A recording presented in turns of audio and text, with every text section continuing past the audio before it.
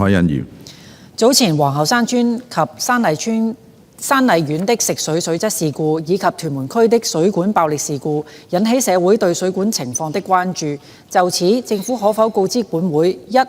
就皇后山邨及山麗苑水質事故所成立的工作小組的人手編制及工作詳情為何？包括預計清洗水缸及檢驗水質的次數及所涉開支。該小組會否調查事故有否涉及人為疏忽？該兩個屋苑辦事處至今共收到多少宗居民就水質問題的查詢或求助？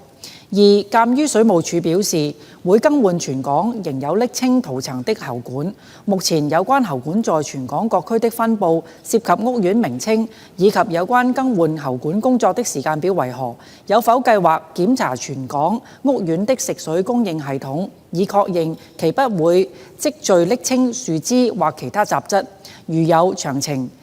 包括時間表、涉及人手和開支為何？如否，原因為何？以及有何措施預防同類事故？及三，有否計劃加強應用科技及人工智能，就水管及水質狀況進行24小時持續監測及分析，務求及早發現水管異樣並進行維修？如有詳情為何？如否，原因為何？發展局局長。主席，就容議員嘅提問，我答覆如下：第一部分，政府係高度關注皇后山邨同埋山麗苑食水出現瀝青沉積物呢一個事件。喺5月底收到食水出現黑點之後，水務署同埋房屋署係即時成立工作小組，為事故進行聯合調查，並且制定解決嘅措施。工作小組由水務署署長同埋房屋署副署長屋邨管理聯合領導，小組成員係負責當區供水設施運作同埋屋邨管理，共11位現職嘅工程同埋物業管理專業人員等等。水務署已經就佢負責管理同埋保養嘅水管進行咗11次嘅清洗，而房屋署就佢負責管理嘅水管同埋水缸分別進行咗6次同埋3次嘅清洗。房屋署亦都已經喺屋苑同埋每座樓宇嘅入水位安裝過22個過濾設施。水務署持續喺屋邨抽水樣本作化驗，所有樣本至今都係符合香港嘅食水標準嘅。自從6月7號設立同埋宣傳咗24小時熱線之後，政府共接獲大約700宗嘅查詢。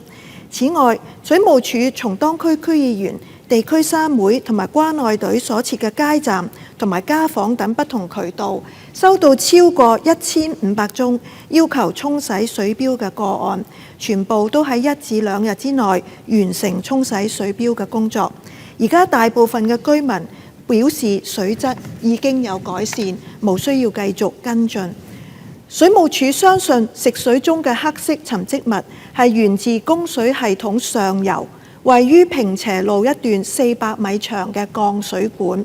嗰一段水管採用瀝青作為內壁保護塗層，而沉積物應該係喺2022年底水務署喉管安裝濾網之前已經被沖入屋邨內部喉管嘅殘留物。我哋已經成立咗由食水安全諮詢委員會主席同埋2位成員組成嘅專家小組，協助溯源嘅工作。專家小組認為上述嘅評估合理。水務署短期之內會將今次事故嘅調查報告送交食水安全諮詢委員會檢視。吸取呢一次嘅經驗，我哋認為應該可以喺解說過程同埋處理速度上作出改善。而家我哋正係全力進行各項嘅工作，當中涉及嘅開支屬各有關部門服務開支嘅一部分，暫時係難以分拆。問題嘅第二部分，同香港一樣，有一啲嘅先進城市嘅供水系統現時仍然係存在以瀝青保護喉管，喺長年使用之後，物料有可能會剝落。喺2005年之後，水務署嘅供水喉管已經冇採用瀝青塗層。目前對於嗰啲仍然有呢一類塗層嘅水管，我哋作出咗更深入嘅分類。當中只有約230公里長係屬於食水分配水管，佔全港食水分配水管網絡大約3.9%。佢嘅分佈我喺回覆嘅附表嗰度再列咗。雖然供水設施所採用嘅瀝青塗層係惰性物質，不會溶於水，但係我哋明白，如果喺供水中有剝落嘅微粒，亦會構成市民嘅不安。為咗應對呢一個情況，水務署而家已經喺有關嘅供水網絡安裝咗大約1000個濾網，當中已經考慮喉管塗層嘅剝落量、投訴個案、涉及供水嘅人口等因素。呢啲濾網有效阻隔剝落物料進入樓宇內部嘅供水系統。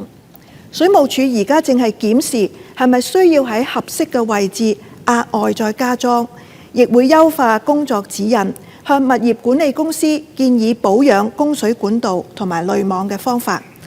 為咗盡快停用同皇后山事件有關嘅平斜路瀝青塗層喉管，水務署過去1個星期以破格嘅思維，探討使用外露嘅臨時喉管呢一個方式，聯同發展局、承建商同埋運輸署、警務處同埋北區民政處進行跨部門嘅協作，制定交通嘅安排。即使相關嘅位置交通繁忙、工地狹窄，經各方努力之後，水務署將會立即啟動工程，並且日以繼夜施工，預計喺7月初完成臨時喉管。換言之，由7月初起，呢一段瀝青塗層鋼管將會永久停用。水務署亦都會爭取喺今年年底之前，以藏於地底嘅永久喉管替代呢一段外露嘅臨時喉管。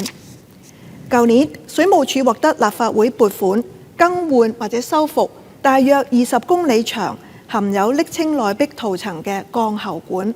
因應今次嘅事故同埋喉管老化爆裂嘅情況，水務署將會提交更換喉管嘅短中期計劃俾發展局檢視。我哋計劃喺下一個月嘅發展事務委員會同大家交代。問題嘅第3部分，水務署係會擴大自管網嘅監測範圍，去到食水主幹水管同埋所有食水分配管網，並且更新監測水管流量同埋水壓嘅傳感器，務求加快識別同埋處理潛在爆裂風險嘅水管。整項工作預計喺2027年完成。我哋已經要求水務署探討提前完成嘅可能性。水務署亦都將會同香港理工大學合作，喺今年8月成立管道機械人聯合實驗室，為水管進行高精確度嘅檢測。至於監測水質嘅狀況，水務署喺一啲重要嘅水塘同埋濾水廠安裝咗24小時在線水質監測系統。另外，每年用隨機方法喺全港大約28000多個水龍頭用戶端抽取水樣本作測試，樣本嘅採集比率、測試方法同埋食水參數都係按照國際標準。署方亦都已經喺2023年開始研究，喺未來幾年喺供水管網建設更多嘅水質監測點，提升預警嘅能力。呢個研究預計喺今年之內完成。多謝主席。容海恩議員。主席，見到政府都係負責任嘅，即係有承擔，包括係見到今次經驗佢哋係承認係可以喺解說過程之中同埋時間上面作出改善。我覺得呢個大家都認同嘅。但係見到喺推動智慧水務嗰度即係包括水務署已經喺第3個解答嗰度就話喺重要嘅水塘同埋濾水廠度安裝咗24小時在線嘅水質監測系統。但係我見到而家喺全面推進智慧水務方面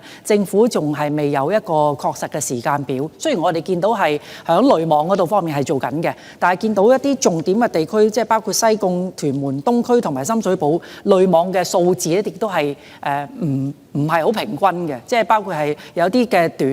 短嘅水管係有瀝青嘅，咁你哋可能但係有多啲嘅濾網，但係喺個數字上面唔平均，但係呢個都係治標不治本嘅問題。咁我想問翻響推動智慧水務嗰方面，政府嚟緊個時間表係點樣？究竟市民係需要等5年啦、10年定20年先見到全面嘅智慧水務嘅推進？唔該，主席。局長。好，主席。首先呢，回應容議員頭先話嗰個濾網嗰個數目唔平均呢，其實呢個係可以理解嘅，因為其實佢唔係單係睇個長度而擺個濾網，而係睇佢現場佢剝落嗰個情況、嗰個風險同埋人口嗰個覆蓋等等嘅因素嘅。至於議員提到呢智慧水務嗰個推進情況，其實水務署係喺舊年成立咗數字水務辦公室。其實正正就係希望咧加大力度咧推動智慧水務呢一個工作。過去呢一段時間咧，其實佢已經喺香港大約我哋而家80%嘅水管覆蓋嘅地方裝咗佢哋所謂嘅監測點。咁但係而家佢要做嘅咧就係再擴大呢個裝呢啲監測點嘅範圍。第二咧就係因為科技不斷咁樣去進步啊，佢過去裝嘅呢啲叫做監測器咧，就唔係實時嘅。而家佢希望能夠做到咧實時有嗰個資訊，就唔係淨係採集咗個資訊，遲啲先去傳送去水務署嗰度。所以除咗擴大嘅範圍，亦都要將以往裝咗嘅都要去更換新一代嘅監測器。咁呢個工作係做緊嘅。方才我提過。水務署俾自己嘅時間表咧，原本就係2027年完成擴展同埋更換新一代監測器。咁我哋要求咗佢睇下有冇辦法再提早可以完成嘅，哪怕可能有一啲部分可能要封路長一啲，但係唔緊要，提出嚟等我哋發展局同佢一齊去思考。另外一個動作咧，就係希望呢啲嘅監測點咧，唔好淨係喺水管嘅網絡。最好就係做到喺我哋每一個用戶嗰個出水嘅開端都能夠出呢種智能監測點。其實水務署喺2018年就要求咗所有新建嘅樓宇呢，要有呢一啲嘅智能水錶，做到呢個監測嘅功能。但係而家我哋要做嘅呢，就係2018年之前現有嘅樓宇點樣去逐步去安裝呢一個呢，都係涉及影響民生嘅，因為真係要加裝呢一個嘅儀器，亦都係涉及資源嘅配置。咁我哋會再同水務署呢去部署嘅安排。多謝主席。